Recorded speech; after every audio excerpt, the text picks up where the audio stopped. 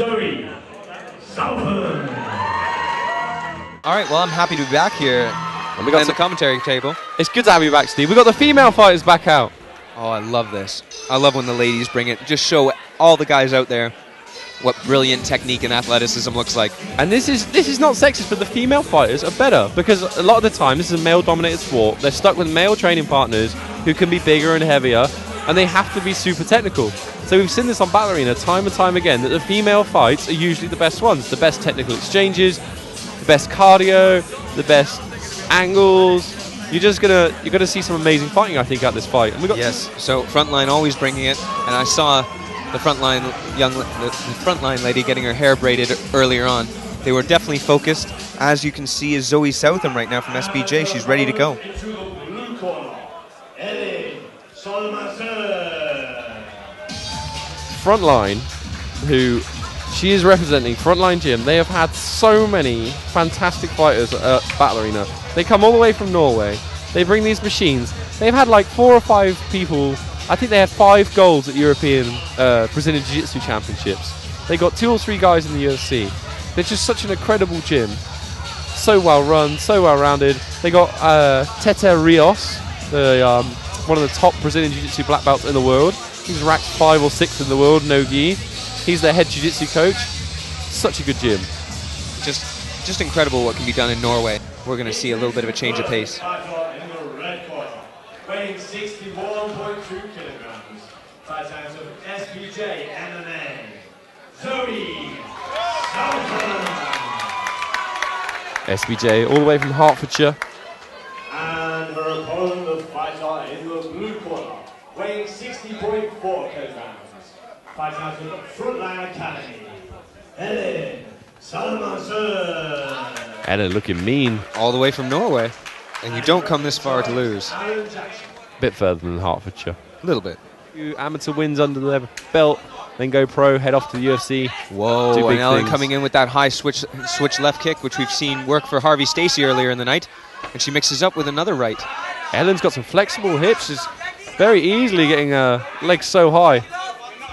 But we've got Zoe Southam, who's not a slouch herself. She's ready to go, and she's throwing down. But maybe she should look to get inside range a bit more and throw those hands just to mix it up. She gets dragged to the floor with an ankle pick off the kick. There's a nice little catch on that kick, and she's desperately trying to get back to her feet. But Elin has just got that nice top pressure. Looking she's to leg got to be drag. a little bit careful of up kicks. Her head was a little bit low, but she's managed to pass the guard. And we know that Frontline have some really high-level jiu-jitsu fighters, so Elin might be very dominant on the ground.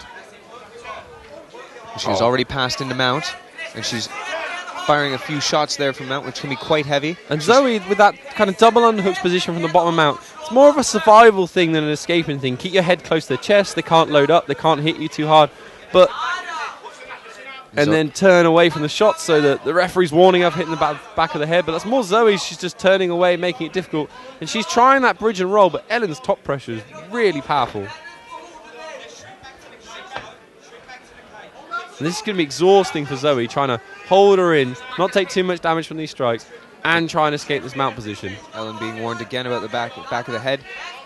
Zoe really bridged well there momentarily, but if she would have put the hands on the hips and looked to snake the hips away, could have been an escape. What's interesting about Elin is a lot of people, when people try to escape mount, they give them space so they can have their back. Elin just wants this mount. She's not giving her any room.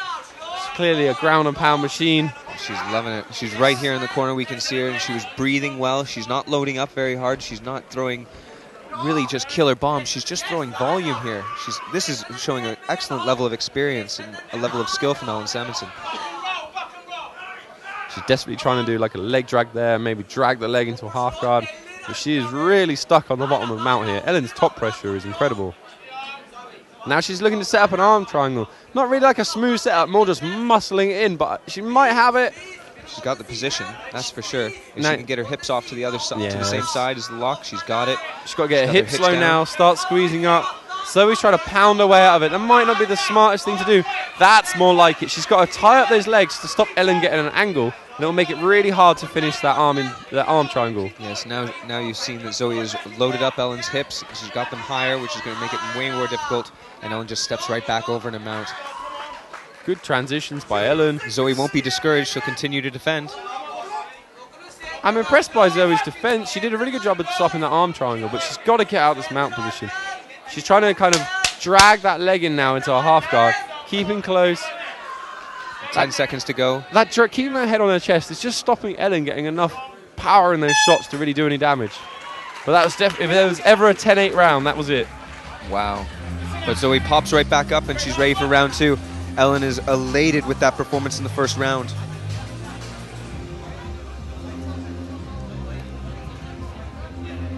What an exciting first round. Well, Elin had so much success with that wrestling. I wouldn't be surprised if she shoots, tries to get this straight back down to the mat, carries on with what's been working. Zoe, she's got to stay on her feet. She's got to use angles. She's got to use that jab, pop it out, and avoid the grappling. Elin has shown that she's a better grappler, more experienced. Zoe's got to start using those traditional Japanese striking techniques. Sprawl and brawl a little bit and stay away from these grappling exchanges. Yeah, I want to see Zoe come right down the middle, because when people are throwing kicks, they're really open to the straight opposing punch. If you mirror that punch. And Elin got that takedown off the kick. Maybe Zoe's technique here will be angles, use the jab, focus on some strikes. It's a slight disadvantage for Zoe because she's just a little bit shorter, and Elin loves those kicks. She loves that range. Yeah, and like you were saying, with flexible hips, she can throw those kicks really at the punching range as well and be effective in there. She comes under the arm, into the liver with that switch left kick. She's throwing them so quick. Oh, Zoe's got a little bit better. This is where Zoe needs to be. Just pressure forward, pressure forward, yeah. Pressure forward. But Elin does have a really nice jab. Now she's got her leg. Zoe's tough as they come, that's for sure. Representing England here right now, representing Hertfordshire against the Norwegian. Whoa. How much did trying to get out of that mount take out of her cardio tank? Oh, another straight right from Zoe. Elin's on the back foot a little bit, but throwing some really nice kicks. You saw Ellen's kick there buckle Zoe Tomlinson's leg. Zoe Southam's leg, pardon me. And that's... Ellen's corner calling for the guillotine. Maybe it's a technique she goes to a lot. Zoe's holding the cage, been warned by the ref. What Zoe needs to do is get to side. I think she's tapped. She did tap there. She was under the chin. All over. Very, very tough. Very nice guillotine. Zoe was doing a lot of that to herself, though, Chris, wasn't she? By pushing into the guillotine rather than trying to fight the hands and get to a better position, or swimming an arm in, so it's an arm-in guillotine. Takes a lot of the pressure off of that air passageway. You could do arm over the shoulder, grab their watch, step to the opposite side hip, and it takes a little bit of the pressure off, and sometimes you can turn your head and then survive there. But Zoe maybe a little bit needs to work on her guillotine defense. She did a really good job. She muscled through that first round, was taking a lot of damage, stayed calm. But Elin with a dominant performance. Fight number 6 here at Ballerina Oxford at the Southam Stadium. Yeah, there we are, 6th fight of the night. Another finish. We've only had one that went to decision. Excellent. Oh no, 2 that have gone to decision, pardon me. 2 that have gone to decision, so we're getting the finishes, we're getting the decisions. Fighters are getting to express themselves and hopefully gain some experience. So after 52 seconds of the second round, we have your winner by guillotine. From the blue corner, Elin Salmonson. And please make some noise for your winner, Zoe Southam. Elin. Was that a tough fight for you? Was that a tough fight? Yeah, she's never won, but I stuck to the game plan. We had really good pushes. So, yeah. Okay, so first round you went down on the floor, you had a lot of top control. Did you think you could finish the fight? I don't know, I didn't even think about it. I just did what I could do that. And then she was very tough into the second round. It was a very nice standing guillotine. Is that one of your favourite moves? No, actually, I'm really good with guillotine. It just came. It just came and it worked today. Yeah. Well, congratulations. You did excellent. Well done, you win. Ladies and gentlemen, make some more noise for your winner, Elin Salmonson.